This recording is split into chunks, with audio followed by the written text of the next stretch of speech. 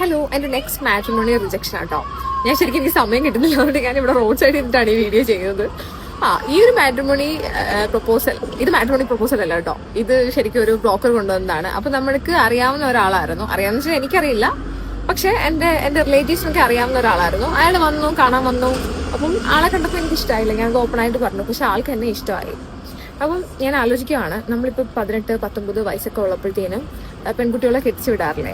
ശരിക്കും ആ പെൺകുച്ചുങ്ങൾ പറയും എനിക്ക് ഇഷ്ടപ്പെട്ടില്ല എന്ന് ഈ കെട്ടാൻ വരുന്ന ആളോടും പറയും. പക്ഷെ അവരതിൽ ബോധേഡല്ല. അവർക്ക് എങ്ങനെയും പെണ്ണെ കിട്ടിയാൽ മതി എന്നുള്ളൊരു മൈൻഡാണ് കേട്ടോ. കാര്യം ഞാൻ പറയാനൊരു കാര്യം, ഞാൻ വേണ്ടാന്ന് പറഞ്ഞപ്പോഴും പുള്ളിക്ക് എങ്ങനെയും കല്യാണം നടത്തിയാൽ മതി എന്നൊരു മൈൻഡായിരുന്നു. ഒന്ന് ആലോചിച്ച് നോക്കേ. കാര്യം എന്റെ വീട്ടുകാരൊപ്പം പറഞ്ഞു അയാൾ അത്രയും താല്പര്യത്തിൽ നിൽക്കുമല്ലേ, നിനക്ക് ഇങ്ങനെ ഓക്കെ പറഞ്ഞോടെ. അപ്പൊ ഞാൻ എന്റെ അമ്മയോട് പറഞ്ഞെങ്കിൽ പിന്നെ അമ്മ പോയി കല്യാണം കഴിക്കാൻ പറഞ്ഞു കേട്ടോ. ഇങ്ങനെ കുറെ ആൾക്കാരുണ്ട്. കാരണം ഇപ്പൊ ഈ ഇടയ്ക്കൊരു സംഭവം നടന്നല്ലോ, 18 വയസ്സുള്ള ഒരു കുട്ടീനെ മാരേജ് ചെയ്യാൻ വേണ്ടിയിട്ട് മാരേജൊക്കെ ഉറപ്പിച്ചു. അങ്ങനെ ആ കുട്ടിയെ ആത്മഹത്യ ചെയ്തു. ആ കുട്ടീനെ പ്രേമിച്ച ഒരു പയ്യനുണ്ടായിരുന്നു, അവനും ആത്മഹത്യ ചെയ്തു. എന്താ അല്ലേ?